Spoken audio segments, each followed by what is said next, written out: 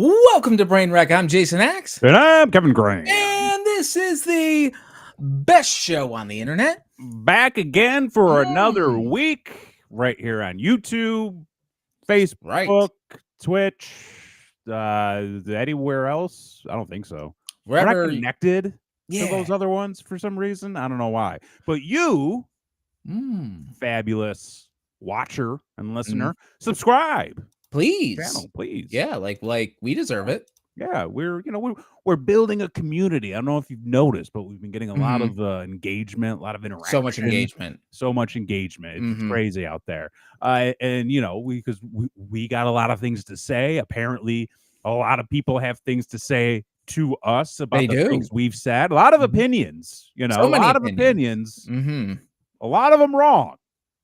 Just gonna say, like, I respect the commenters. Please. Hop in the chat. Hop in the comments. Totally. No, but I will be combative. That's all I'm going to say. And I want you to know there is nothing you can say to get under my skin. Like, I am unfuckwithable. So Teflon, folks. Could be. Well, I mean, they're an anonymous person behind a keyboard. But, I'm glad you're here. Please stick around, hang out, put up your feet. But chances are, like, you're going to say something, then I'm going to come at you with, like, facts and logic, and then you're not going to respond. But please, comment. We love to chat. I love to chat. Let's chat. Let's talk about your day. How's your day? How's your day? How's my day? Yeah, or how's your week? On a scale of 1 to, oh my God, everything is on fire, where are you right now with things? You see, I'm in a kind of a tough spot. Okay. A little bit. Because it's kind of like everything's kind of on a bell curve, like no one's ever really going to be happy and no one's ever really going to be miserable. Like everyone just kind of settles in a range of like misery and unhappiness and just kind of numbness. And that's like baseline, right?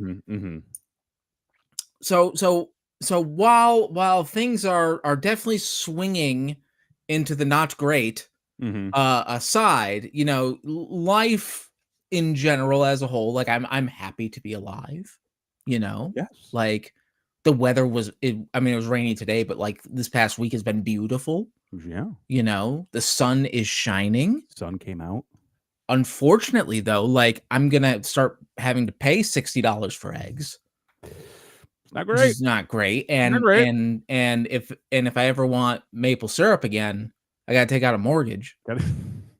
So that's also not great. Well, no, they pay those taxes. See, this is where I think I'm wrong. And this is where I think I've fucked up. There we go. Okay. There we go. America, this is my bad. Yeah. Okay, because I thought you're supposed to live your life based on facts and evidence. Yeah. That is so untrue. That's not true. That is so unbelievably fucking false. I feel like I've been lied to. I've been lied to as well. Because you're supposed to live your life based on feelings alone. Feelings alone. And if your feelings don't align with those facts, well, fuck those facts. Do you remember a time? It was like within the last 10 years where the big thing was facts don't care about your feelings. I do remember that. Remember that? Remember that was a thing that like one particular side of the aisle would always reiterate. Oh, guess what? Facts don't care about how you feel. Well, now they're saying, well, the way we feel overthrows your facts. Right. It's like, I don't know what we're doing anymore. It's like when you present an argument to somebody and there's no way they can combat the argument. Right. So they tell you, let's think about this in a different way. Oh my God. I fucking hate when people do that. And it's like, no, let's not. Hey. I know I'm losing the argument right now, but see it from my side. Mm-hmm. And I want to discuss it on my level, not an equal playing, level playing field, but like let's discuss it on my level, then you'll understand how I feel about it and why that's true. Mm-hmm. I don't understand what's happening. I don't understand what's going on. I know, like, I love Canada. Like, I have Canadian friends. I bought a Bob and Doug McKenzie album last year. You know what's hilarious? Hang on, wait. And I'm kind of like, I don't remember if I showed you this or not. Hang on. Okay.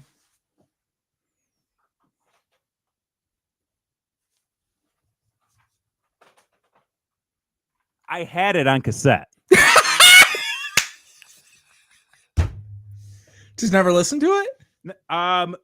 No, I forgot I had it completely. Because I've listened to the album before. Right. But I just forgot that I had this. I bought it for $1. Look at you. Look at that. I forgot where I got it. That was $1. I'm like, this is a steal. It's gold. Ain't no tariffs on this. Ain't no tariffs on Rick Moranis. Fuck no. He's a national treasure. He's a dual national treasure. Dual national treasure. Is he a dual? Like they're not going to come and get him, are they? He's a continental treasure. He's a continental treasure.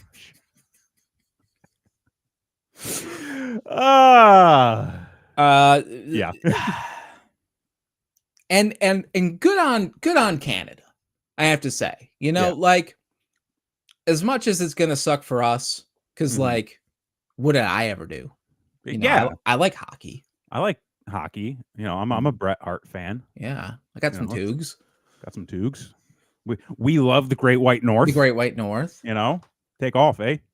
Rush, dude, fucking Rush. I had a moment the other day. There was I was just scrolling through my phone, watching some quick videos. I think I was pooping, but just scrolling through my phone, and a video of Neil Peart came up. Oh, and I was like, God damn it, Neil Peart was such a good fucking drummer. So fucking good. So good. That band was great. The best. And so good on them for being like, no, fuck you. Yeah. Fucking yeah. Because I'm convinced that's the only way anything's going to stay in check anymore, is when other countries step in and be like, well, hold on.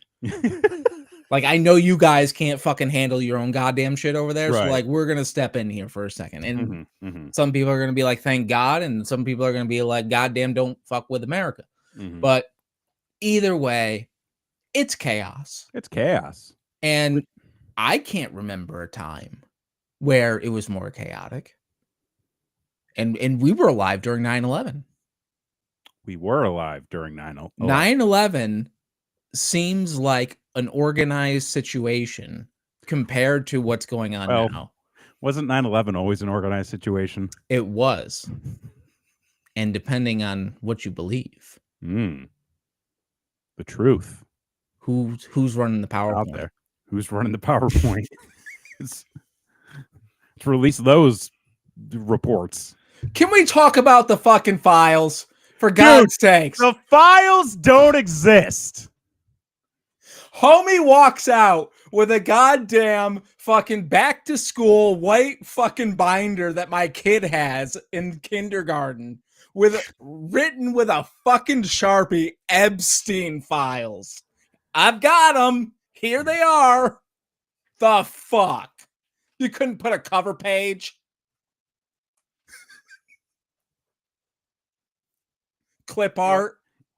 You know what? This bit I was going to do isn't even worth the time. I'm abandoning it already. Like, we have Canva. Like, come on. Like, make it no, the best was whoever the fuck tweeted out the photo, and she was like, I have the files. They're right here. And then the FBI was like, no, you don't. And then she was like, I was never really given the files. Like, what the fuck are we doing? What are we doing? Are we that and plus, like, there is no way in hell they're going to release those files. Mm-mm. Not until they redact and scrub all of the people they're connected with, including Comrade Orange. Mm-hmm. Okay. They're going to go through and they're going to, with a fine-tooth comb, and they're going to cut and slash and black out. And it's going to be like, you know, here's big Willies on here. Right. You know, the thing is, and believe you me, if anybody wants a conspiracy, it's me. It's you. You love a good conspiracy. I fucking live for that. You shit. thrive on conspiracy theories. But the fact of the matter is, folks, yeah, there's been pictures of all these people with Epstein out in the public for fucking ever. Right. And no one has been arrested. Right. So it doesn't that matter. Lady was, but well, right. But if they had anything, these people would be arrested. If they had anything that wasn't severe enough to be linked to very important people, there would have been a fall guy. At least one. Yeah, and he's dead now. Right. I thought they were going to take down the Prince, but like he was almost going to be the fall guy. He was, yeah, real close there. Real close. Anyway, like, first off, there was no chance that was ever going to be released. No. Not especially in 2 days. They're like, oh, it's coming out fucking Friday. Listen, I can't get a report done by the end of the week. Okay, fuck you. I can barely get through customer service in 2 days. Right. The printer doesn't finish in a week. Right. Like, what the fuck? And no one, and they're not fucking handing out digital copies. No. So. Nope. I can't believe anything is done that efficiently. Brother, nothing's going to be done efficiently for the next couple of years. It's so to answer your question. 15 minutes later. 15 minutes later. My week, that part of my week, yeah, was a fucking whirlwind. Yeah. And there was another part of my week though. That was quite enjoyable. Oh. And it has to do with the pro wrestling. Yes. It was quite a few days in the wrestling world. Where do we start? Because this is the thing. All right. We're burying the lead here. We got a lot to talk about regarding the Elimination Chamber. Yes. We got some stuff to talk about Raw. Yep. We have nothing to say about AEW. Nope. I don't watch that show. I don't watch that show. Listen, I got other things to do. We're not AEW cuckolds or anything like that. Like, we don't like. I'm not trying to get all up in Tony's toes. Like, I'm just, regardless of what you might assume in the comments. Yeah, and what's been said on the internet. And then I guess we have some lead into SmackDown that we might discuss. I don't know. Let's start at Elimination Chamber. Okay. Because we're going to start here, because then at some point we're going to have to go back a little bit. Totally. Right. So we'll kick off with a little bit of preliminary and a little bit early show stuff. So I thought I slept through the first half an hour of this show. Because I don't know, Saturday, Wednesday, Thursday, Friday for me last week was very intense. It was a lot going on. Yeah, a lot going on. Yeah.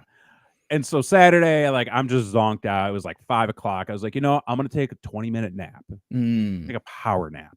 Get up, have a little food, make some coffee. Totally. I'll be good to go for this show. Yeah. Woke up at 6:20. I was like, what the? Okay. So I kind of rush downstairs, put on the Peacock, get all cozy on the couch. Totally. Motherfucker, they're still doing entrances. And I'm like, what the shit? And I'm like, all right, well, this has got to be the last entrance. And then, nope, It went on for like another 10 minutes. I Yeah. don't know. I mean, I could be wrong, but like I don't think the match started until like the 35-minute mark of the show. I don't know because I started late, You and started late, and thank God I did, which because yeah, by the time I think I started an hour and a half late, something like that. I could tell you exactly when you started. Okay, yeah. And the thing was, by the time the men's chamber started, I was caught up live. You caught up to me. I know, and you had been watching the whole time. Okay, wait, hang on. I've got man, we were on some shit. I'm going to be referring to that conversation for our Friday, notes. Sent to the thing. Okay, at 6:37 Central Time. Okay, so that was only that was like 7:37 for you, right. So that I would have been a little over half an hour late. Yeah, a little over. So I said this chamber match has been really good. At 6:38 Central, you said I haven't started it yet, but we'll probably catch up to live at some point. I said, well, the first 20 is entrances, and you weren't wrong. And then you caught up to me like you caught up to me 2 hours later. Okay.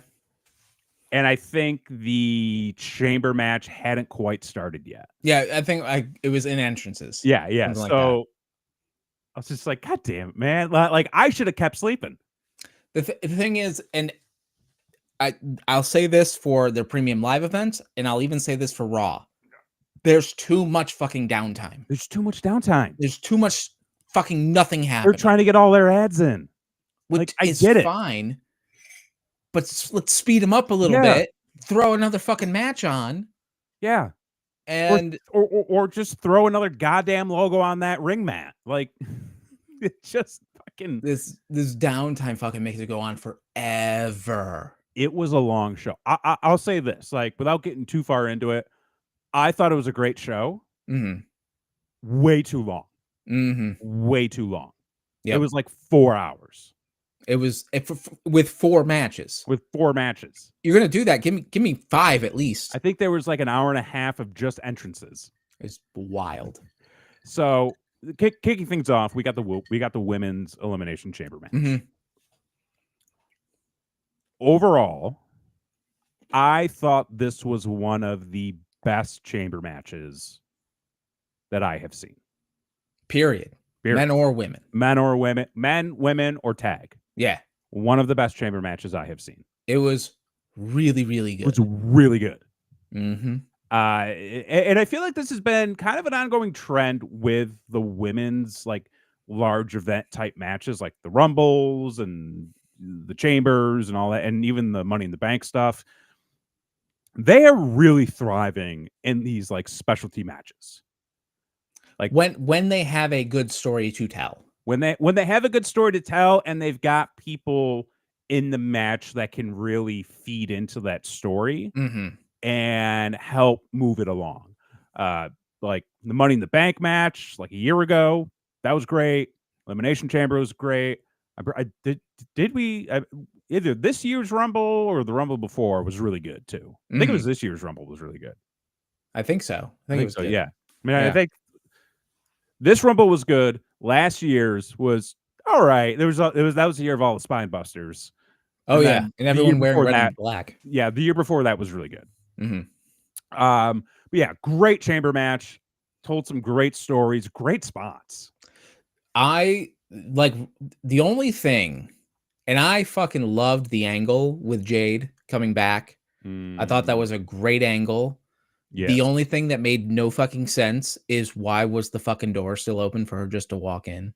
Like the ref rang the bell. The match started. I see. I took that.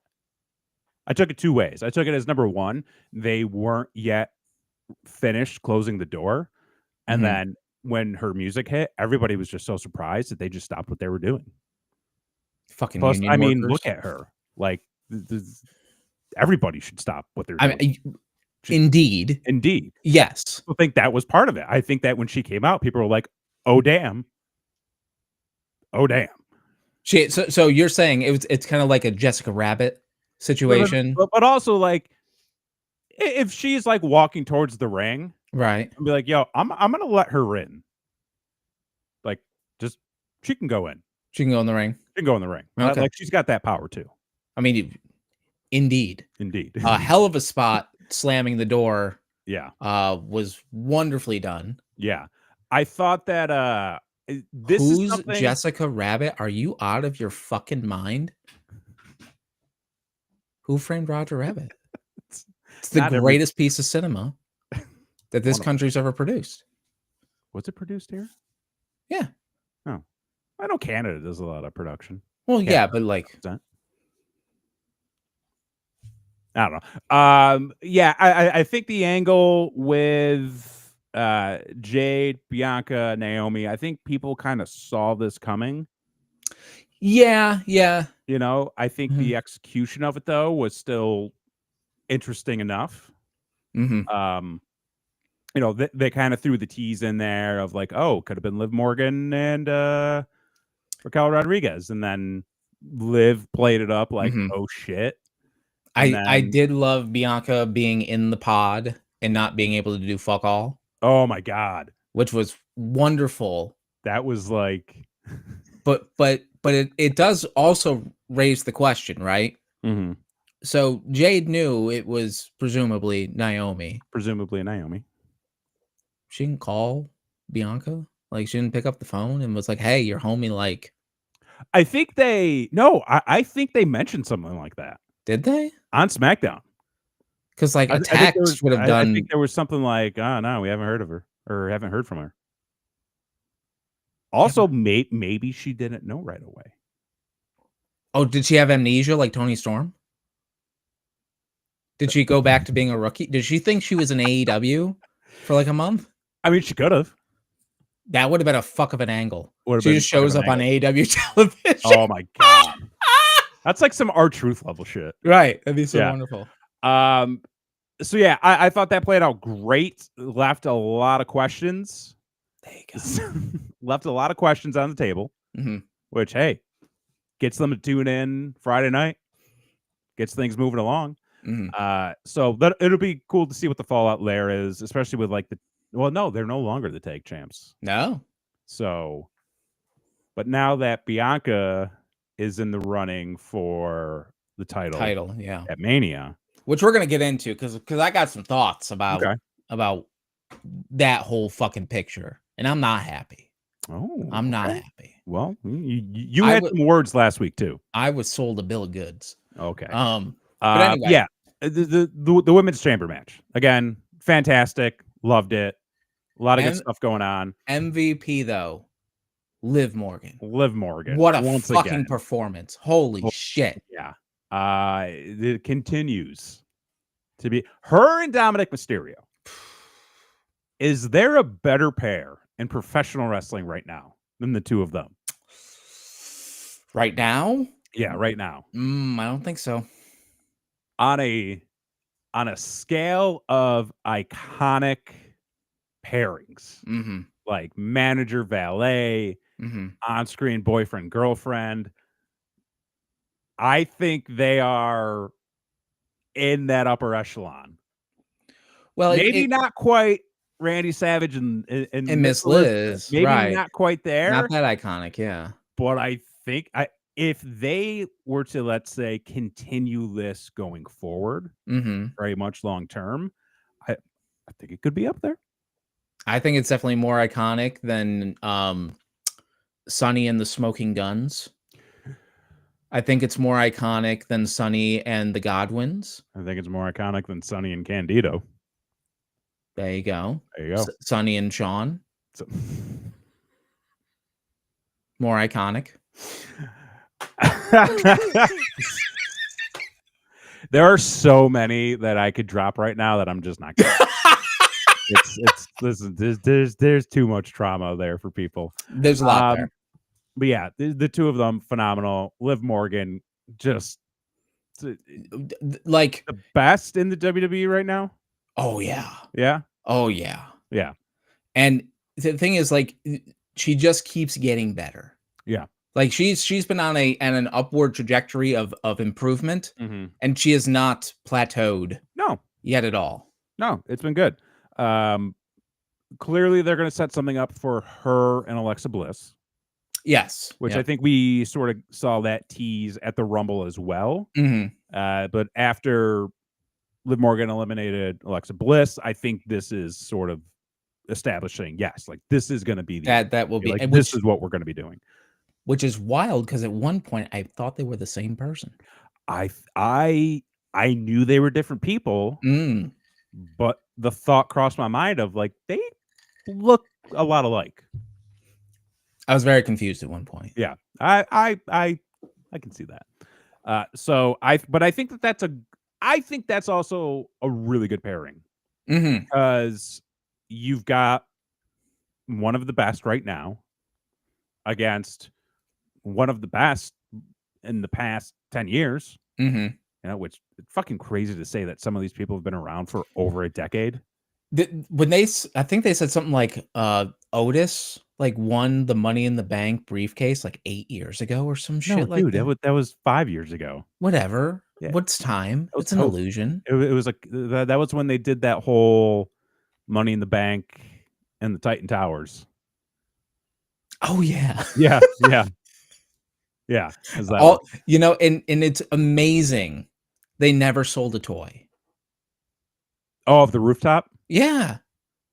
You know, with all of those like Mattel Creations things, yeah, they did the wife's part of the fan club. Oh, really? Okay. Yeah. But like what they did, the Mattel WWE new generation entrance. They tried doing the Nitro Arena. Yeah. Give us like if they want to sell to the older people, which is pretty much all they do. Right. Make a rooftop play set from the Raw is War the commercial. Yes. Or the intro. The intro. Yeah, the original intro. Yeah. And then like that with Yoko and Taker Razor and Razor and all of them. Because you've got all those guys under Legends deals. You can very easily do that. And then if that sells, do one of the warehouse with all the flaming barrels, the broken glass with like Austin and Sid and Ahmed Johnson. You know what I want? What do you want? I want the Hog Pen playset. That's where is that? Give it another year or two. Where's my Buried Alive? If they playset? Okay, because I think right now, let me double check. We're not even on track right now. No, we're in America now, and we're just spiraling. Okay, we're spiraling. We're just looking for things to cling on to and hope for. I want to say they're trying to do a Mattel Creations and have fans vote on either a Hell in a Cell playset. They already did that. Or the Punjabi Prison. Okay. Which I'm like, who wants the Punjabi Prison? Like, everybody hated those matches. A completist. That's it. Bro, there's got to be a lot of completists. If that's going to ever The dog kennel match? The dog kennel match? Oh, my God. Oh, wait. They got something else that's going to be revealed soon. I don't think those are on... Oh, I think the thing that they're going to reveal tomorrow is maybe the one that won the vote. Okay. Oh, yeah. They've got a whole Creations reveal tomorrow for like all their brands. Monster High's on the list. Okay. Yeah. So going back, what do we got? The rooftop, backwards, toys, go backwards. Liv Morgan, Alexa Bliss. You thought they looked like each other. Women's Chamber. Okay. Great. It was wonderful. Following that, you had Tiffany Stratton, Trish Stratus versus Nia Jax, Candice LeRae. It was fine. It was there. You know, it was popcorn match. Yeah, it was good. You know. I mean, you don't need that anymore because they put fucking 20 minutes in between each fucking match. They So really like you do. don't need you can go to the bathroom, you can go get yourself a souvenir. I could have cooked an entire dinner Mm-hmm. and the amount of time I was waiting for shit to start. Which is so wild. It's just, guys, it's too much. It's too much. It's too much. Like, if make the show 3 hours, 2.5 hours, and then just give like do a free for all. Mm-hmm. If you really want to add extra content, do a free for all. The free for all was such a wonderful experience. Have a kickoff match. Is there still a fucking TV Guide channel? No. That doesn't exist, right? I mean, I don't have. Does anyone in the chat, if you have cable, does the TV Guide channel still exist?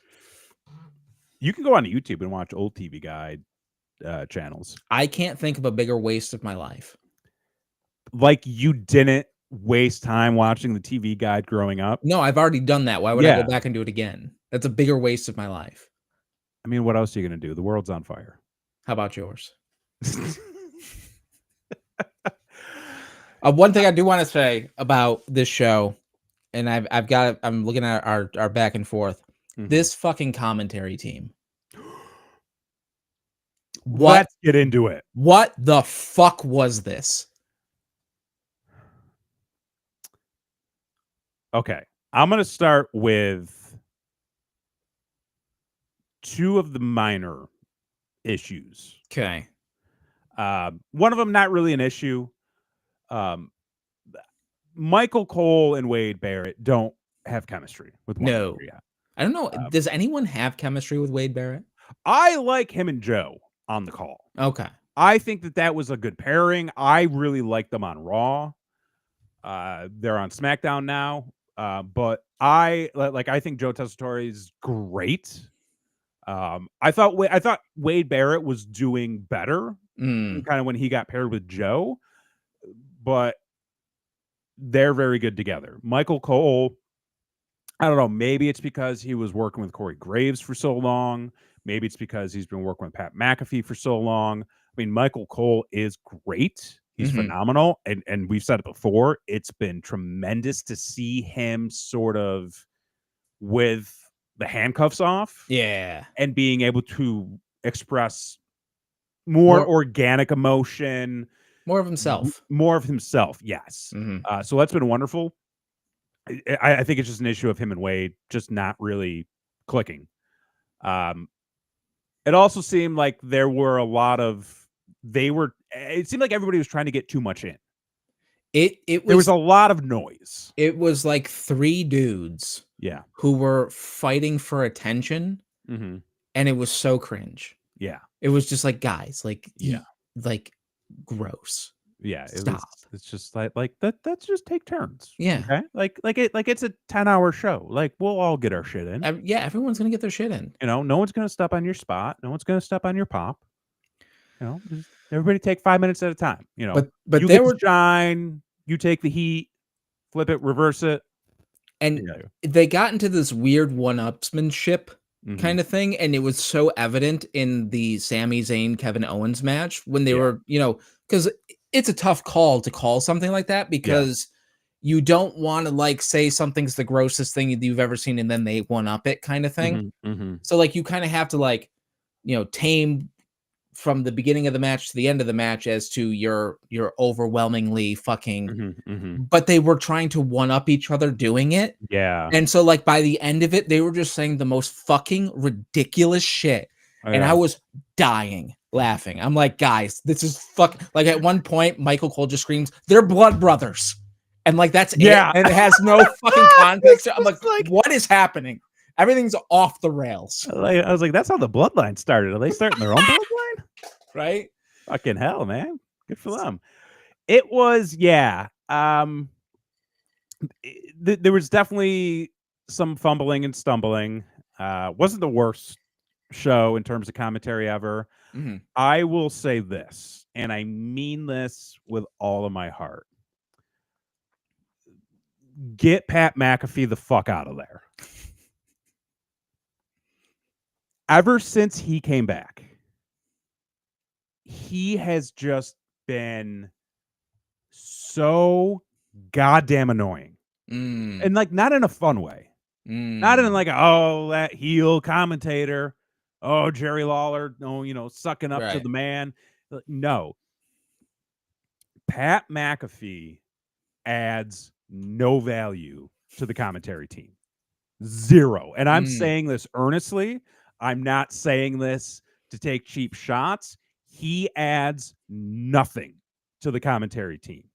All he does is try to crack jokes. All he does is try to get himself over. He talks over people's entrances. He throws in curse words just to make it seem more entertaining. Like I caught the segment on Raw where CM Punk and Seth Rollins were just beating each other up around the arena. Right. And there's one part where they kind of fall out over towards the commentary. And, they're like, oh, these guys are just, they're fighting. Right. And then there's like a moment, there's kind of like this silence from them, and you're just hearing all of the chaos. And, the fans are into it. They're fired up. And then Pat McAfee just screams out, holy shit. And it's like, homie, they're punching each other. Yeah. Like it's a cool segment. Right. I get that.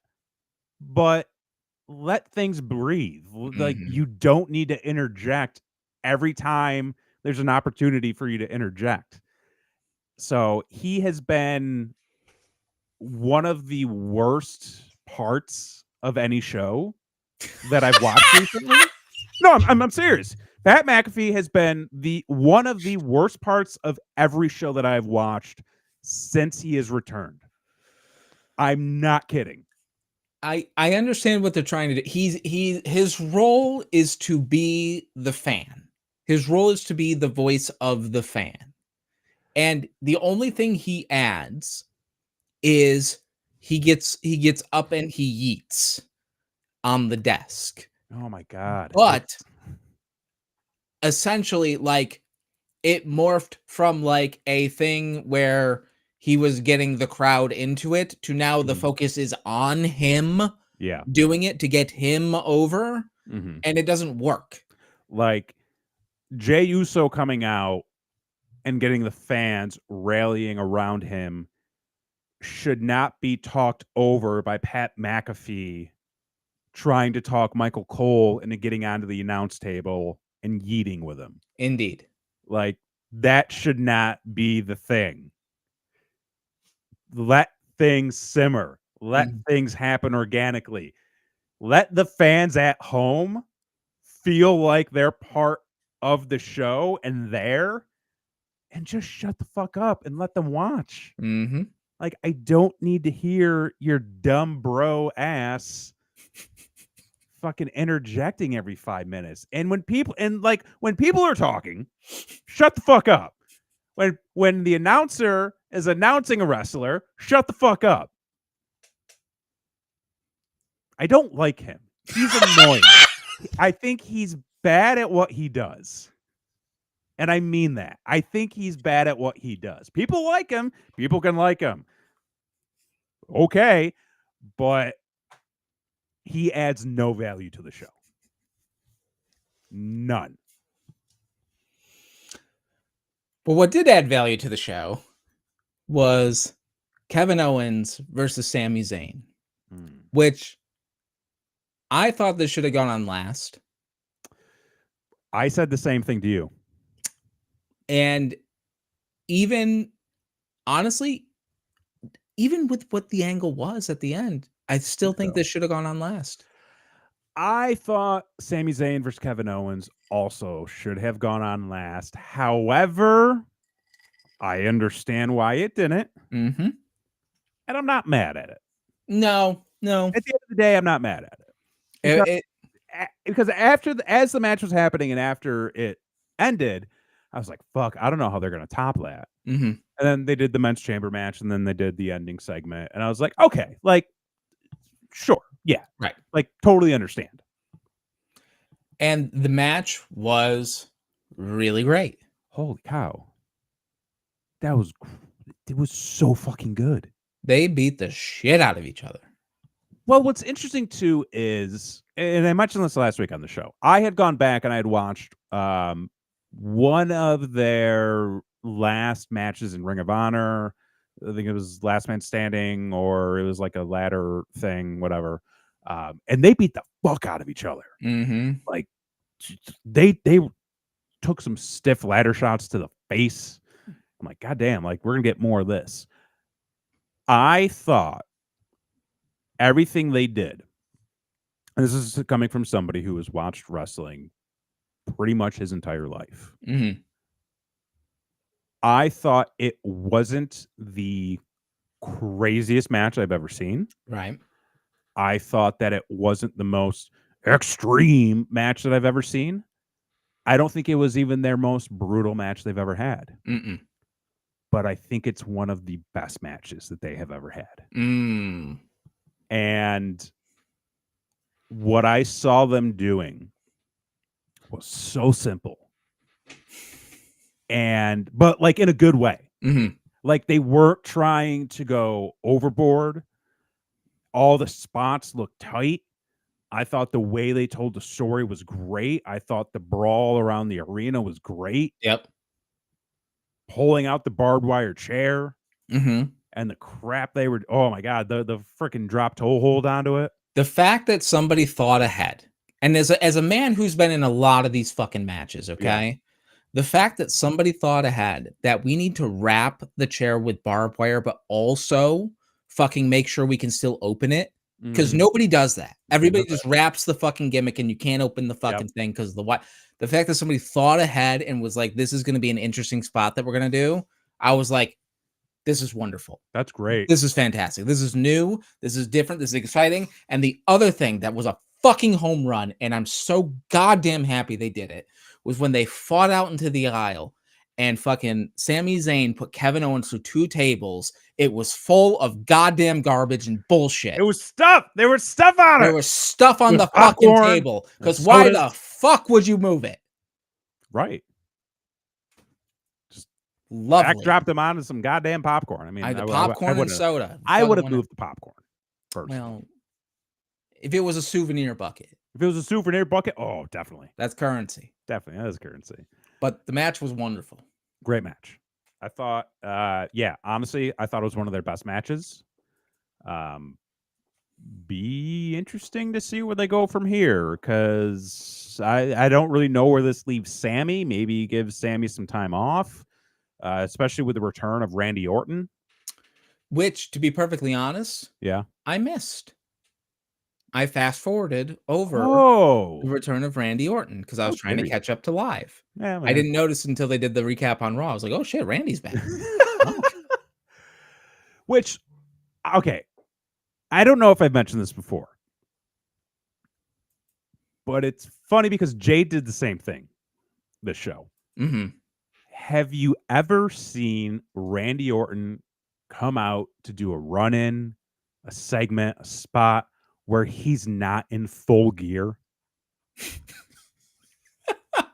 Like, Randy Orton returns. Yeah. Okay, he's been gone for months. Package pile driver. Yep. Sore neck. He's out there for 5 minutes. If that. 5-minute segment, if that. You know, a couple punch, kick, back elbow, RKO. Goes for the punt. He ain't gonna get the punt. Yeah. Motherfucker's in full gear, like he's like Teddy Long's about to come out and say, like, you're going one-on-one with the Undertaker, player. That's right. Like he put hot stuff on. Like, what the fuck? Oh, he came out. I'm like, yo, he's gonna have a 30-minute Broadway. Right. Look at this. We're going again. He's going again. Going again. Yeah. So it's baby oil. It always tickles me whenever people come out to do a run in. Like it kind of makes sense on, you know, certain shows. Like, oh, don't know if I'm gonna get booked, but I'm always ready. Totally. Yeah. You know, Matt Cardona. But like it's just so funny because Randy Orton always fucking does this. Like, you see guys backstage, like they're still in, you know, jackets and track pants and stuff like that. Orton's just walking around oiled up. Because he was brought up in an era where it was, did you bring your gear, kid? Yeah. Did you bring your gear, kid? And maybe that's what it is. I think that's what it is. Maybe that's what it is. Like when you go back in time and you watch some of those mid '80s stuff, like guys are going out to the ring to cut promos and they're in full gear. You know, they're milling around backstage. They're in gear, full gear. Yeah. So maybe that is what it is. Maybe it's just respect for the job. So yeah, so Orton comes back. You know, which also, has there ever been a time where Randy Orton has come back where he didn't get a huge pop? No, because he's the best. Because he's the best. He's the best at not giving a shit. Yeah. I mean, even times where we know he's coming back. I was like, oh, you know, mystery partner's going to be Randy Orton. Huge pop. Randy. Huge pop. They're like, yeah, we know it's him. We want to see him. Yeah. No, he's wonderful. It's worth every penny. Yeah. Comes out in his gear all the time. Totally. So after that, you got the main event. Well, the semi-main. The semi-main. Yeah. The men's elimination chamber match. Overall, what did you think? It was fine. It was fine. I thought it was good. It got to a point where, so the thing I didn't like is they've given Drew nothing for so long. Really have, yeah. They've fucking give him no argument to anything at all because they just keep beating the shit out of him. Since his Hell in a Cell match with Punk, I feel like he's been in this weird place. Yeah. But like he's not really gaining any new ground, which maybe is the idea. I'm still waiting for something to come together. Like, I feel like there is something in the works because for that time you had Drew McIntyre, who had a gripe with the Bloodline, because he even said, like, I'm taking out every member of the Bloodline one way or the other. Where's that gone? Nowhere. He got beat by Jimmy Uso. Yep. Yeah. And then you had Kevin Owens, who was like, I got a gripe with the Bloodline. And I got a gripe with Cody Rhodes. Yep. And then you got Seth Rollins, who's like, well, I got a gripe with the Bloodline. And I got a gripe specifically with CM Punk. Right. So it's like there was something there. And it seemed like they were going there.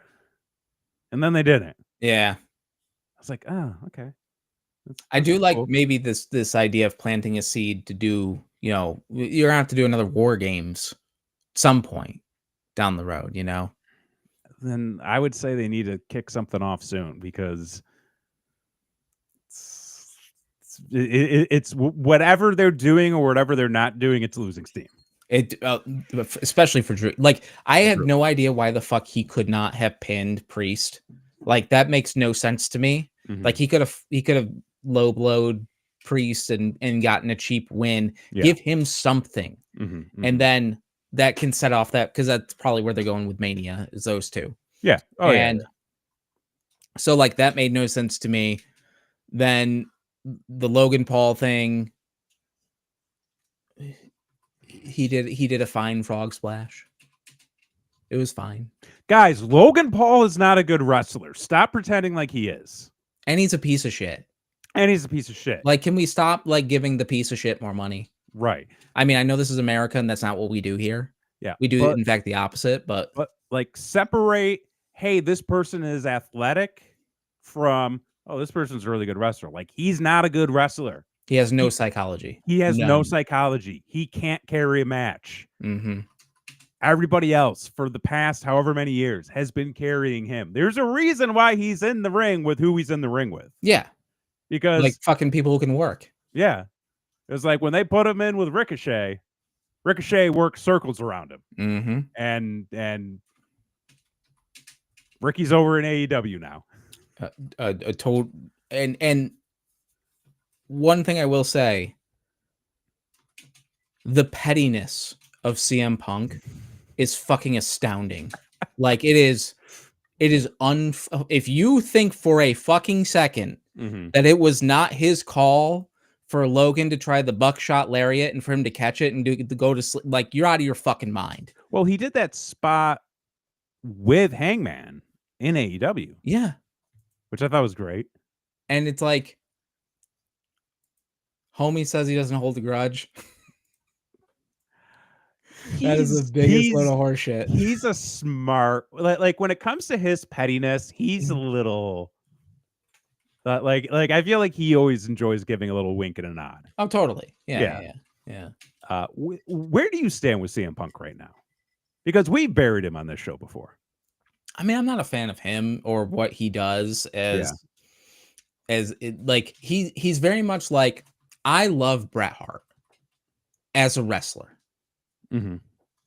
As a person, he fucking annoys the shit out of me because he just complains all the fucking time. And that's kind of where I am with CM Punk. Like, as a wrestler, he's fine. He's had great matches before. He's had a lot of shitty matches before too. But as a person, he annoys the fuck out of me because he has this fucking weird moral code that like only applies to him and nobody else in any actual fucking situation where you look at both sides. You're kind of like, okay, well, that's kind of fucked up. And then it's always everybody else's fault. You know, there's no personal responsibility taken any of the times and any of the situations. So that's kind of where I stand with Punk. He's a fine wrestler. He's fine. I think I'm back to that point. Yeah. You know, I remember like when he came over to, or when he went over to AEW, I was like, oh, okay. And then like everything sort of happened, and I'm like something's not right here. And then he came over to WWE, and I'm like, he's a little bit more tolerable now. He seems like he's in a better place. Yeah. But I'm kind of like, you know, it's. I appreciate what he means to the business. Yeah. You know, so that's kind of where I'm at with him. But yeah, like the rest of the match, you know, it was really sort of what you would expect. I will say the one thing I really enjoyed that Punk did in the match was when his chamber was supposed to open, he turns to the ref and he goes, "Just open the fucking door. They know it's me." I'm like, that's a guy who understands. That is the one thing I will say. I will praise the fuck out of him. He has done tremendous. He didn't do this in AEW. This was just when he's come back to WWE. Is he has taken he's a finer look at the details. And he has become so detail oriented, and it's really elevated him. Yes. So that I definitely appreciate. I actually go ahead. And I was just going to say, and it's things like that where if you want to make it real, you know, and you want to really elevate it to that, like this level of really blending those lines, it's those little things, those little details. Like, yes, it's going to be, I'm the only one left. Fucking open the goddamn pod. I want to beat Logan Paul's ass. Yeah. Like that shit. Or when Raw on Netflix, when he got interrupted and he was fucking annoyed, and like, instead of just standing there like a doofus like everybody else does. Like, those are the details. Yeah. Calling out Logan Paul for not knowing what his entrance music was. Right. He's like, I don't even know whose entrance music this is.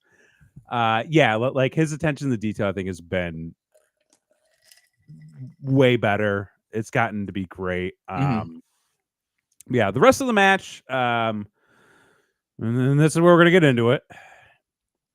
I thought maybe for a moment, I was like, I could see them putting Punk over in this match. They're not going to put like Seth. They're not going to go with him on this, right? Because I think there's something more that they're going to, or something bigger or different they're going to put Seth into. I was like, I could see them going with Punk on this, and then having Punk turn. Okay.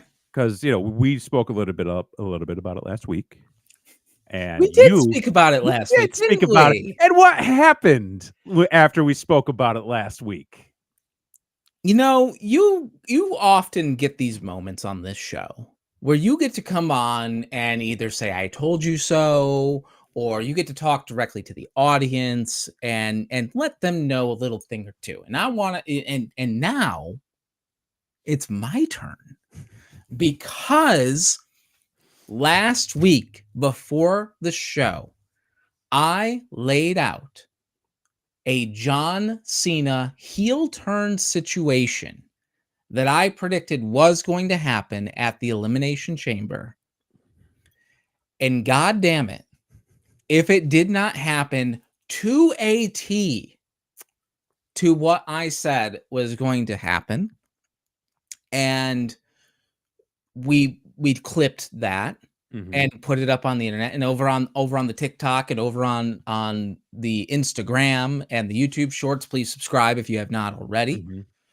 A lot of people said, I like the idea, but there's no way that that is going to happen. And that was the general consensus, is that there's no possible way that John Cena, Mr. Make-A-Wish, is going to turn heel and say, fuck them kids. He's got t-shirts to sell. He's got t-shirts to sell. Can't be heel. He's got this is the last time Toronto or wherever the fuck, like this every is the city last time Des Moines. They did a whole run, you know. This is the last time fucking Boise, Idaho, Bloomington, Amsterdam, New York, Amsterdam, Poughkeepsie. It's a house show run. Okay, right, exactly. He's got to make the rest of those 180 dates. He's doing house shows, totally. Just to get out quick. But so as soon as Seth Rollins stomped CM Punk's head, I knew it was happening. The turn. I knew the whole thing was going to happen. And when he put CM Punk in you know the Regal stretch, or not the Regal stretch, or the modified fucking crossfade, whatever the fuck that is, I'm gonna lay on top of you and hold your chin. Whatever the fuck. It is the worst. I remember somebody once tried to explain the psychology of John Cena's STF. And I was just like, you're the dumbest person. Because John Cena is a big guy. Like, he should, like, everything he does should look like it's intense. He has the worst STF in the business. He does. All he would do is just and then like the guy would have to hold on his fucking hands and like the STFU. Well, the if you will. They changed it from the STFU. Well, when we went PG. When they went PG. They dropped all the FUs. Because do you know who named it the STFU? Joey Styles. Well, there you have it, folks. Called it on the fly on Raw. First time he used it, he goes, "Oh, they're like, it's an STF," and he goes, "It's an STFU," because he was still doing the FU. Right? Yeah. I'm like, see what this? Well, you know, that's a man that knows the call. That's a man who knows the call. That's a man who's not going to put himself over. That's true. He's going to get the product over. He's going to get the product over. Oh my God, is he? So he does the stomp. So he does the stomp and puts him in that hold. And as soon as he does that, I'm like, it's happening. And I texted you. I said, John Cena heel turn. Here it comes. And Cody comes out. And The Rock comes out. And well, first Cody, and then Travis Scott comes out. And who invited this motherfucker? Okay, we gotta like the whole Travis Scott thing. Like, I get it. He's doing the show opening for Raw, right? And they've used his music a couple times for premium live events. And he made history by smoking a blunt live on Netflix. And so like I get it. Like, you know, we did this with Limp Bizkit for a little while. Sure, they were rolling. Kid Rock. Yeah, and, you know, there was American Badass. You know, both had like, okay, like actually. Both had to do with the Undertaker, actually, which is, you know, do with the Undertaker. Anyways, so yeah, like I see them bringing Travis Scott out a lot and kind of getting him incorporated in some way, maybe as like a celebrity ambassador or something, right? But then like The Rock is just carrying him around. I'm just like, what are we what are we doing? He was on another planet. Like I don't think he knew where he was because they were like, hold this belt. And Yeah. he's like, but I have this thing in my hand that is a drink of something. He And had they're a like, drink, he had sage. yeah, he he fucking What was was this saging to say? himself in the Is this the corner. like, I okay, I don't know enough about Travis Scott to know what Sure. his Is he a is. Wicca? I'm gonna look this up right now. I'm gonna sage. Like, does he go around just saging things? So I watched this segment a few times, and one of the times I was just watching him. Sure. And to see him in the background, he's like in the corner, like doing one of these, and then he's got sage, and he's just like saging himself in the corner, and like John's trying to fucking tell him to pay attention, and he's just in his own fucking world. And Yeah. there were so many times, like when they had Cody on the ground, where they're just like, "Can you hold his arms? Like, can you just hold his arms?" And he could not be bothered. They did not bring him up to speed. No, They did not. at all. And I'm almost what because did you watch the clip of him as he got to the back after the segment? No. Like he is like he is electrified. Like he is like, holy shit, that was almost better than performing. Wow. Wow. He was ecstatic. I mean, he fucking punched Cody Rhodes right in the fucking ear Which like an asshole. we gotta talk about that. Like a real cock. Travis Scott coming out, I was like, okay, Rock's got his celebrity buddy, and then he starts getting the ring doing stuff. I'm like, what is he? What? Why? And he's like holding down Cody Rhodes. Right. Like, is he the Dennis Rodman of this group? Like, I guess. you know? And then he's like holding Cody by the arm. He's stepping on Cody. Right. And then he just fucking decks him. So hard. I was like, God damn. I hope you held on to that receipt because it's coming back. It's fucking coming. And Cody will fucking return it too. I think Cody's too much of a professional too. He is. I think in the right circumstances, a boot's gonna come a little stiff. There might be something, but yeah, watching Travis Scott, the thing that really hit me was, yeah, they did not bring him up to speed on stuff. I mean, he is a stage performer. So and again, like believe me, being in a wrestling ring is unlike any, like you've seen it.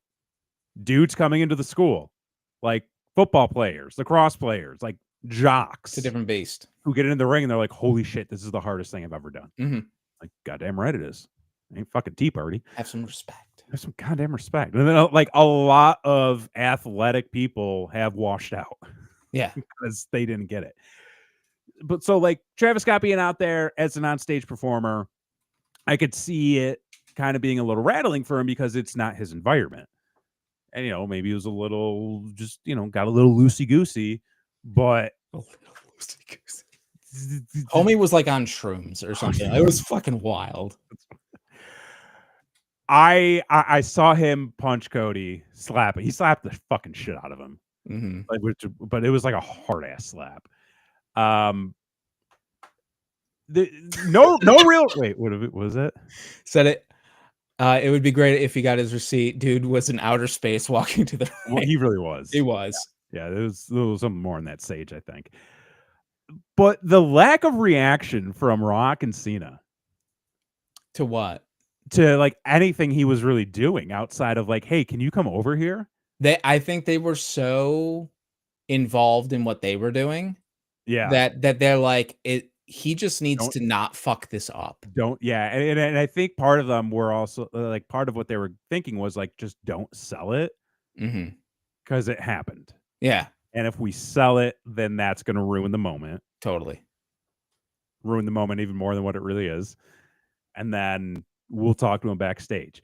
The other thing that I fucking love is you can consider this to be as big, if not bigger, than Hogan turning in 96. 1000%. And starting the NWO. Yes. And there's that famous picture You got Mean Gene on the stick.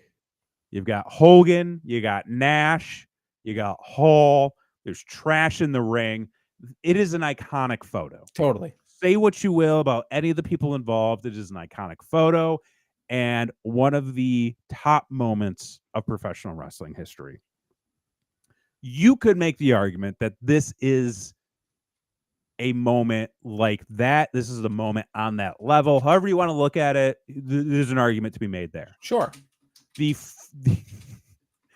photo encapsulating this moment will forever be a bloodied Cody Rhodes with John Cena and The Rock standing over him and Travis Scott just in the background, just leaning on the ropes. Dude, I swear to God, give it 10 years, he'll be photoshopped. Oh, I was going to say, like, he'll be cropped. Like, they will crop him out. I think that they will just AI the fuck out of him and he will disappear. You think so? And they will rewrite history. And as long as he doesn't, and like, again, like, I don't know much about Travis Scott. Like, as long as, like, unless something kind of catastrophe happens with him, right? You know, like he gets in some big trouble. It's gonna be the last thing I kind of want to say about the big turn, the big angle, right? So, well, first off, your reaction, my reaction, was to immediately text me and tell me I was a piece of shit. You are a piece of shit. What are you talking about? You put this out in the universe, and it was wonderful. Yes, it was a good angle. It was a good spot. It doesn't mean I can't hate it and hate you for putting it in my head and having to agree with you that it was a good spot. Right. And so you know, I love being right. You know, I love being right. And in the spirit of being right, you know, we do have a new shirt up in the store. Son of a bitch. Give me the pencil. Brand new shirt to this show. Get it on TeePublic. It is at a discount price right now because it's a new upload. So only $17 for the shirt, usually $24 or some bullshit.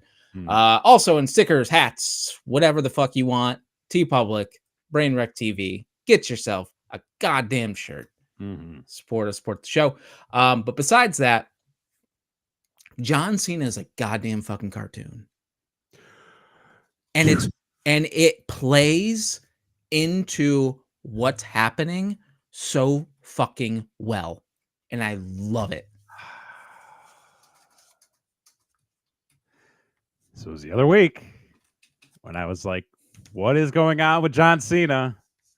And the happy-go-lucky jumping up and down. He's just the T-ball dad having a good time. Got his ankle socks and his shoes and his jorts. He was intentionally being a bad actor.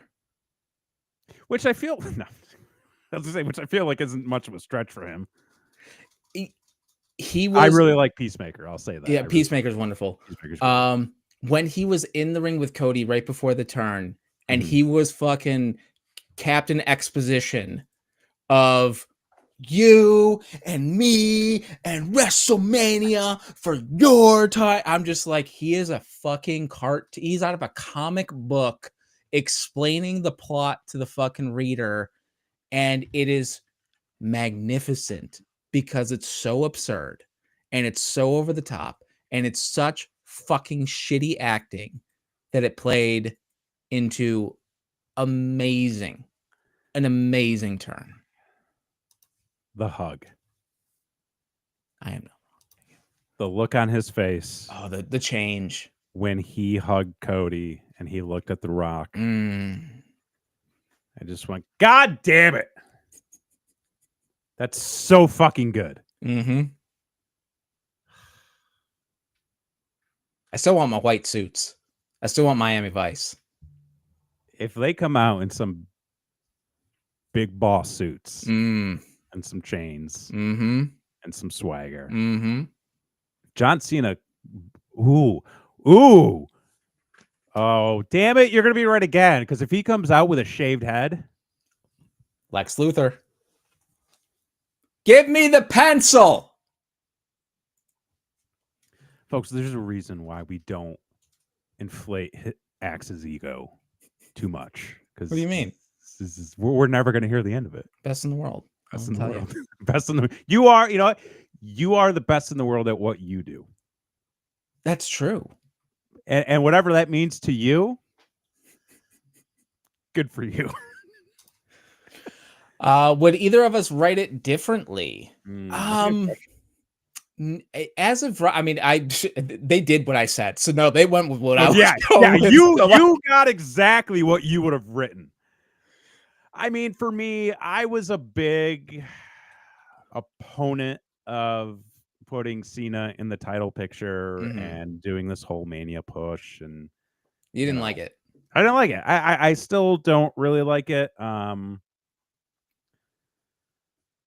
It works though. You can see the potential. I can see the potential. I can. So like one of the things I've been catching myself saying a lot lately as it relates to wrestling is, I understand it from a business perspective. And I understand this from a business perspective. Looking at everything now, I don't know if there would have been as much of a reaction if it was anybody else. Oh, yeah. They're absolutely. I take that back. There would not have been as big of a reaction if it were anybody else. CM Punk included. Yeah. The Cody Rhodes included. If Cody Rhodes turned heel at the Elimination Chamber, it would not have been as big as John Cena turning heel. 1000%. It makes sense. The angle was splendid. I think that I know you were right. Thank you. It's going to be great. Though, you're going to have to eat some shit about your whole The Rock and Cody Rhodes storyline being awful. No, I'm not, because it was awful. No. Again, I was right, because it was a fucking pile of horse shit that's going to end up being okay. I fucking said that too. You did. Fuck.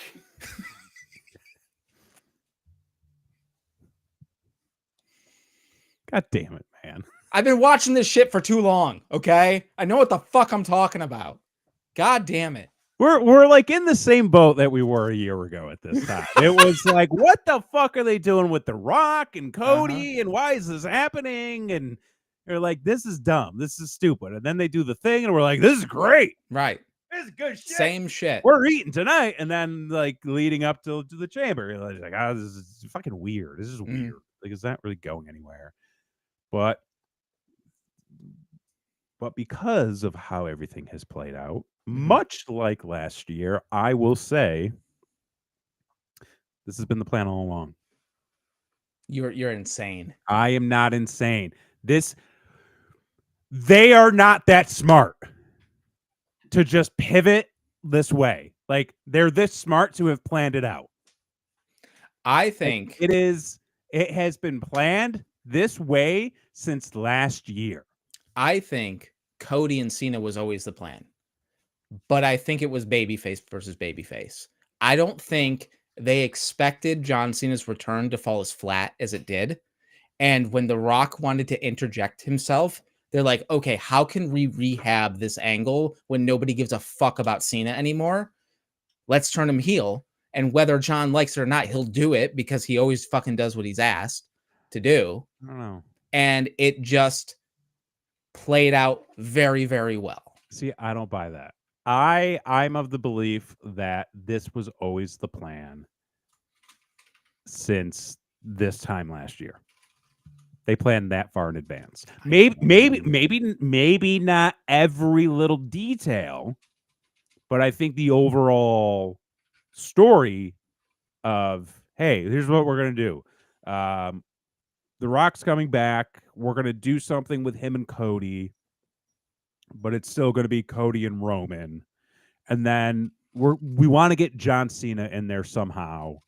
So, and like him and Cody are boys. So like maybe there's a way we can interject Cena, and then Cena knows he's going to retire. So like maybe there's something we could do down the road. Okay, like let's figure it out down the road. Down the road happens. It's like, okay, well, like we're building towards more Cody and Rock, and we got Cena. What if we put Cena in with? So I think it was always kind of like an evolving story where they had all the parts, but they weren't put together yet. You can't tell me I'm wrong. I'm right. I mean, if that's how you feel, that's how facts work now. No, don't do that. This is truth and logic. That is what I'm spewing. Okay. I think Cena gave hints long ago when he mentioned about having a heel theme at one point. Yeah, I mean, the thing is, like, the problem is, if it was the plan all along to have Rock come out on the Netflix debut and fucking completely cut the legs off of the Cody Rhodes angle, that's stupider than tariffs on Canada. No. Because think about where they went with it. Cody Rhodes, he's carrying this company. That's our guy. That's our boy. We love me some Cody Rhodes. Cody Rhodes is doing a great job, Cody Rhodes. Hey, Cody Rhodes, thank you for being our champion. It's right there. It's right there. Listen, they are not going. I don't buy it. Man, as somebody who loves a conspiracy theory, yeah, how do you not buy this? I mean, I don't buy the moon landing. I'm not buying this. Oh my God, it's. James, I too hope that R-Truth is doing all right. Which I don't know how much of Raw you want to get into. I mean, we're here, so let's do it. But the Raw before the Chamber, yes, with R-Truth just eating shrimp, eating on shrimp. Cody's couch. What I want them to start doing. Mm-hmm. You had a great theory, and I love this. I want them to put R-Truth in every angle, every storyline, anything he could be in. I want them to just interject him in, and he's just the guy who's just floating between storyline and storyline, and then he becomes a common thread. He would be excellent. He is the Flavor Flav of storylines. Like, anytime your storyline needs a little hype, needs a little energy, injected into it, throw R-Truth. And that's the same with, like, throw R-Truth, throw Carlito. Like, they're the same. They do the same thing. They just bring everything up. Yeah. So okay, you watched Raw. I did not. I watched Raw. I only caught the highlights. So what do you got for us? Okay, so we're gonna do this kind of quick. Hot start with CM Punk and Seth brawling. Everyone was praising Punk's promo. I thought it sucked. I thought it was more CM Punk.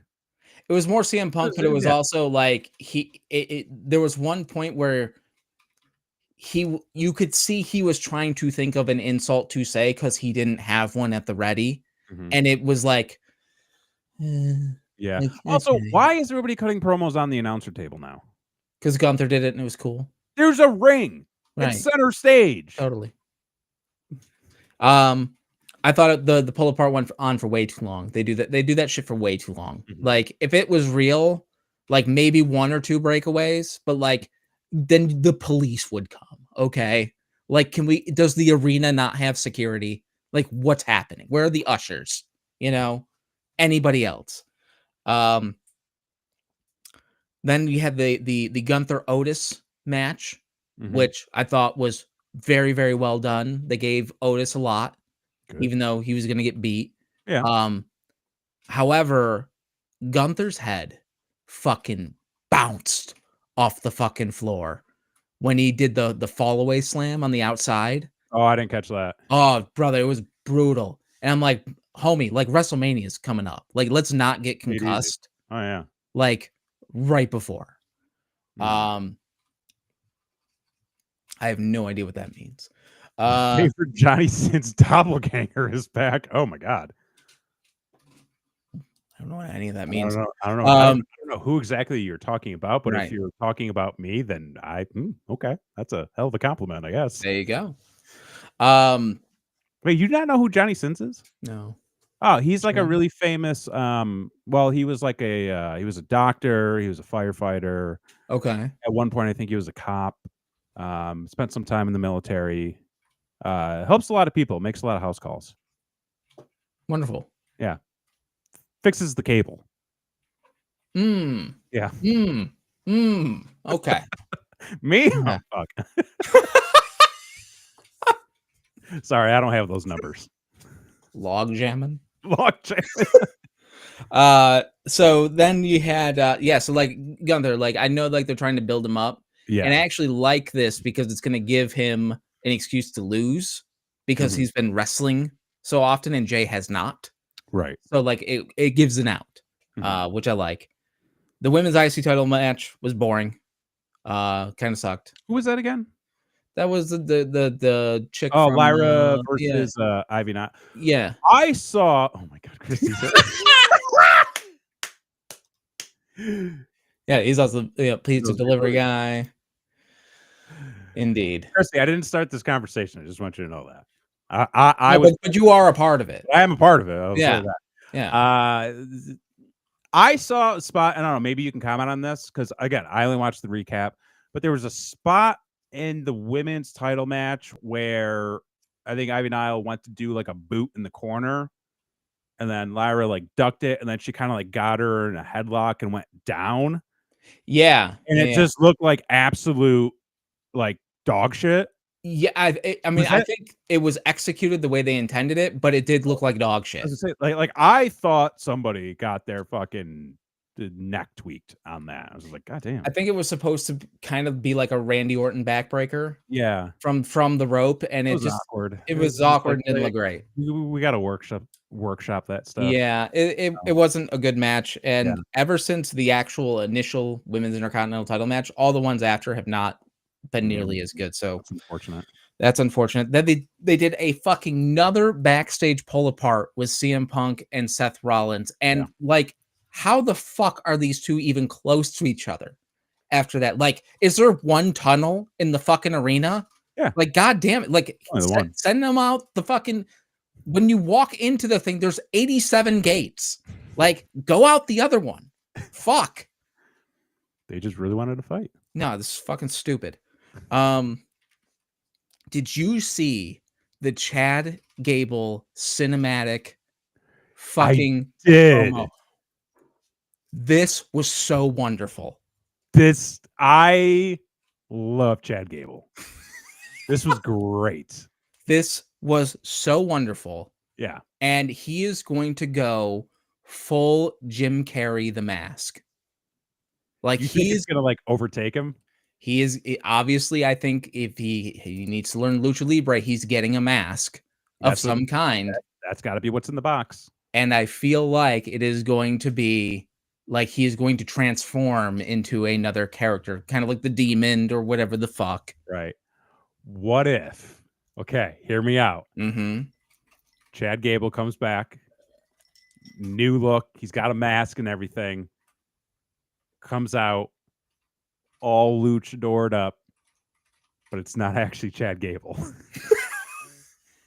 Like, it is like legitimately somebody from. Oh, it's Ray Phoenix. Well, no, I mean, like it's got to be somebody that kind of looks like him. Okay, but it is clearly like not Chad Gable. And then like the guy wins, he gets bumped under the ring, and then Chad comes out. Can I tell you where I think they're going with this? Okay, yeah. I think because I believe they own the copyrights, he is going to be the Patriot.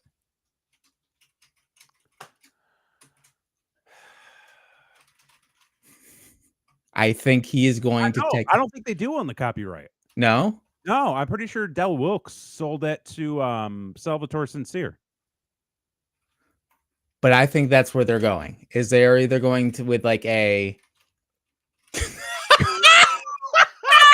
Carlos Gabriel. Fuck, shut it down. Well done. Well done. There it is. So wonderful segment. Wonderful segment. Very, very well done.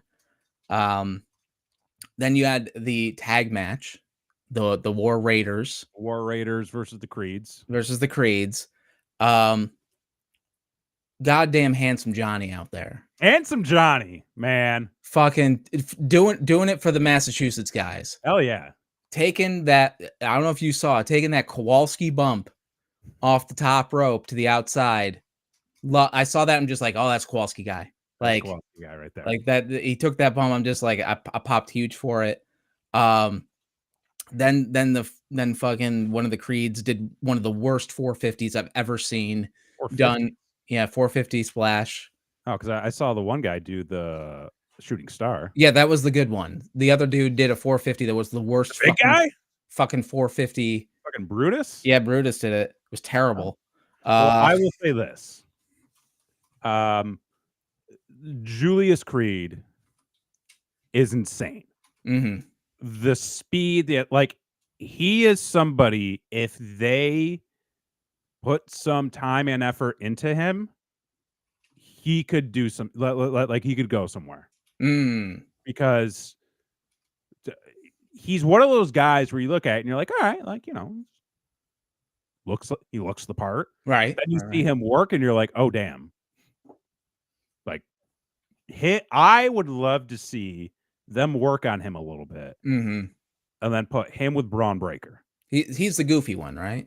No, Brutus is the goofy one. Brutus is a goofy one. Brutus is is like the bigger guy. Gotcha. For some reason, they gave like a really weird, goofy laugh to.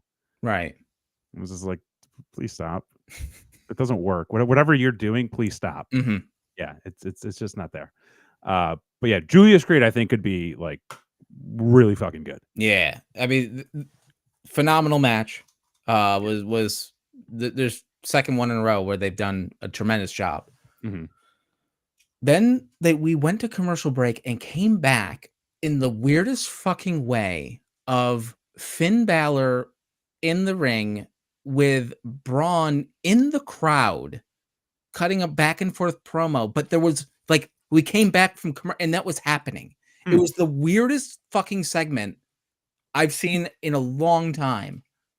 And it was like, what happened here? Was there a match that happened right after that? Not that I had note of. It wasn't like a Dominic Mysterio match or something? I don't think so. No, because Dominic Mysterio tried to blindside Braun when he That's weird that they would have done a promo segment during a commercial break and then cut to mid promo. Well, I think what I later learned was that if you subscribe to an upper level of Netflix, you don't get commercials. You don't get ads. Yeah. So they run shit during that time. And I think the timing got fucked.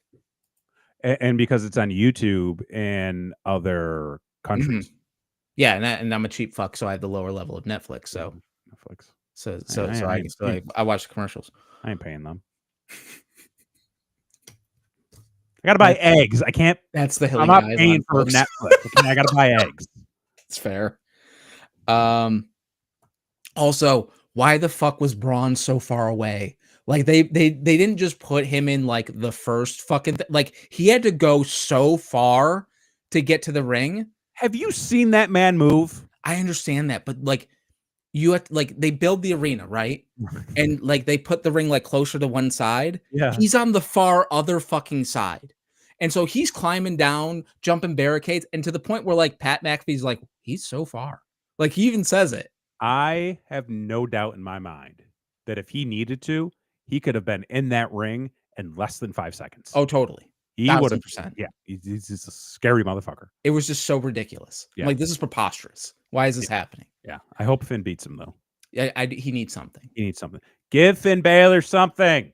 And if you guys haven't seen the demon stuff in the background of every Judgment Day segment, oh, it was very prominent in this past segment. They've been doing some background teasing for the last stuff lately, which I'm all for. And just like you said, in the background of the 2K game, I believe the background image was Cody Rhodes punching Finn as the loading screen. So there was a lot going on in the background of the Judgment Day segment this time. Okay. Then, because Jay got his ass beat trying to save Otis earlier in the show, they do this promo backstage with Jey Uso. That is the best fucking Jey Uso promo that he has done that I've ever seen. Okay. Okay. So keep in mind, they're in Buffalo, New York. Right. It's fucking March. It is March. It's cold as fuck. I don't miss that. No. Don't miss those days. Jey Uso is walking backstage and the interview is coming up and he is got his gear bag and he's got his shirt and he's got his shirt thrown over his shoulder and he's walking and he cuts this fucking 80s cocaine fueled style promo. Oh shit. That's tremendous. I gotta see He's that. just going and going and saying ridiculous shit and being all fired up. And then he throws his shirt down and walks out the door. And she's just like, he just walked out the door in fucking 20-degree weather shirtless. And I'm just like, that is so fucking amazing and tremendous. Loved it. More of this. Get him up there. Get him up there. More promos like that. And you know what's funny? Not necessarily funny, but something I feel like I've been noticing more lately. People don't have their own personality on the mic. And I think that this was very much like a Vince thing for the longest time. Oh, right. Yeah. Where everyone had the same cadence. Everybody's because it's all pre-written. And I kind of called this out a couple of weeks back where I thought everybody's promo seemed to be a little bit loose and not so tightened anymore. And like they're stumbling, they're stepping on each other's words and shots and things like that. I think what they really need to do is focus on having people really embrace who they are. Yeah. As a character and cut promos to that style. Like, hey, if I'm a big, colorful character and the whole crowd is fucking pumping with me, like every time I come out, like I'm gonna talk like fucking 1987. Yeah, we're gonna go do a line and fucking crazy eyes, clanging and banging, brother. Clanging and banging, brother. That's what we do. So that was fucking wonderful, and the Jey Uso walking shirtless outside in a Buffalo winter was a hell of a line. And was tremendous. Then we had the main event of the evening, which was Rhea Ripley versus Io Sky for the women's title, who is going to WrestleMania.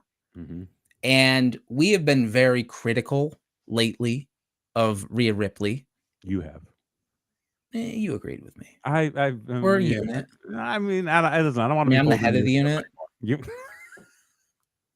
But I got my own commenters. I'm trying to like fend off. Like, but her promo skills have been terrible. Like they haven't given her much. The last thing with Liv that she did was not good. Right. The payoff to the Dom thing wasn't awesome. But when she came out, the pop that she got, I was like, oh shit. You know, she's still getting a pop. Oh yeah, she's still getting a pop. She's still over. Yeah, she's still top 5 in the company. 100%. And before she came out, they did have Bianca come out. You know, she was going to scout what's going on. Scout in a white fur outfit that was also a bikini, which was also something else. Hey, full gear, just like Randy Orton. Full gear, just like Randy Orton. Yeah. This was the best Rhea has looked in a long time. She looked phenomenal. Everything was tight. Everything looked crisp. She was a powerhouse. She was dominant. Was awesome. Was absolutely the wrong fucking decision to beat her. Okay, here's the thing. I don't know if that is true. I mean that's like your opinion. So like true to you. I still haven't watched the match yet, so I cannot comment with a lot of insight. However, I did watch the promo she did after the show. I did not see that, so I don't know. And I watched the promo and I said, wow. Much like you said with Jey Uso's promo, I said that is possibly one of the best Rhea Ripley promos in quite a long time. Okay. The emotion that she sort of put out there, the actual story that she was telling, she brought up her history with Io, her history with Bianca, her history with Liv, and she came off as vulnerable. She came off as somebody under a lot of pressure. Somebody who feels like they're on their own. Somebody who feels like they now have to focus on being on their own and trying to figure out how that works. And I get that, somebody at the height of her popularity like she is, and, the momentum she can give a show, sometimes there is a bigger story at play, and I think that there is one with her. I won't say for certain that she won't be involved in the title match at Mania in some form or fashion. I absolutely think she will. 100%. I think, though,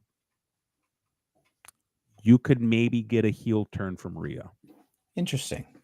Maybe not like a full-on heel turn, but I think the groundwork could be laid. And I think that over time, you will start to see her doing things for the benefit of herself, taking advantage of those little moments, like those little intricacies that like Cody would never cross. I think she'll start doing that. Interesting. I just felt that, number one, like the idea of powerhouse versus powerhouse at WrestleMania for the women's title. Yeah. Once I saw Bianca win the Elimination Chamber, I'm like, ooh, that's interesting.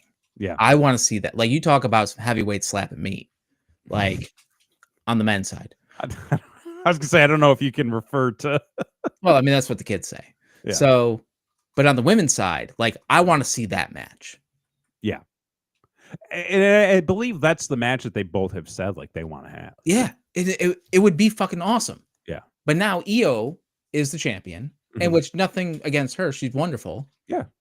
I am so less interested in a triple threat match. Yeah. Than that singles match that could have been. I'm so less interested in Bianca versus Io in a singles. Do you think, though, that with Charlotte Flair and Tiffany Stratton going at it for the title at Mania, that they looked at the women's division on Raw and said, we could do this, but it might be better to give something a little bit different than what you'll see with like Tiffany and Charlotte? Because I feel like if you just did like a singles match in that case, right? And like I know like it's the same thing with the men's. Like you're getting a singles match and then a singles match, right? I wonder though if maybe they wanted to add a little bit more to the women's angle, just to kind of have it be, something different. You make a good point in the chat here, and that was something I was going to bring up as well. Say, what if instead they do a heel turn for Bianca? Bianca is one that attacked Jade, but made it look like it was Naomi. I think what's going to happen, and we brought it up earlier in the show, I think they were both in on it. I think it was Naomi and Bianca together, because, like I said, if fucking Jade knew the whole time, I'd be texting Bianca being like, hey, this motherfucker took me out, and if you don't do anything, then you're in on it. Like, that's just common sense. So I think it was a joint effort to take her out, but Jade doesn't know about Bianca's role in it yet, and that will come to light. She will do the heel turn, and thusly you're going to have a babyface Io versus a heel Bianca, and probably Rhea Ripley pushed in there as well. See, I'm actually surprised we're not getting Jade versus Bianca. Unless they go somewhere with this angle that would negate that. That's the only thing is I can think of is maybe Bianca. Maybe Rhea challenges Bianca for her spot because it was her distraction. Like they do like the Money in the Bank switch thing. It'd be stupid, but they could. And then that sets up Jade and Bianca for Mania because Jade could cost her that match. This is what, like, strangely,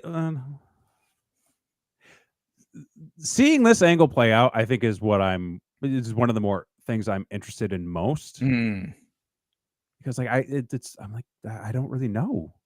It could go like I don't really, because there are so many directions you could go in. And I'm like, there are so many directions you could go in, but there's also a direction where you don't go anywhere, which could also happen. There's always a direction where you don't go anywhere. Right. And that, my friend, is when you bring in Ron goddamn Killings. That's right.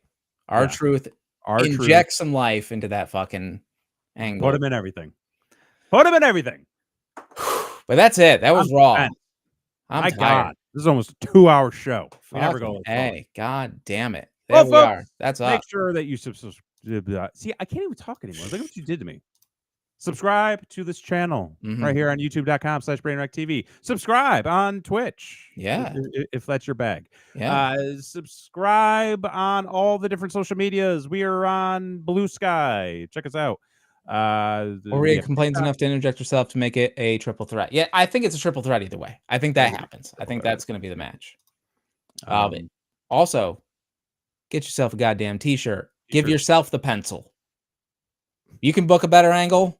Get yourself a t-shirt. Support us. Support the show. Yep. Yeah. I think that's it. I'm crashing out, as the kids say. Yep. And also, as the kids say, take off, eh? Take off, eh? You know. Yeah. Fucking hosers. For this week, I'm Jason X. Hey, I'm Kevin Graham. And this has been your show. Peace.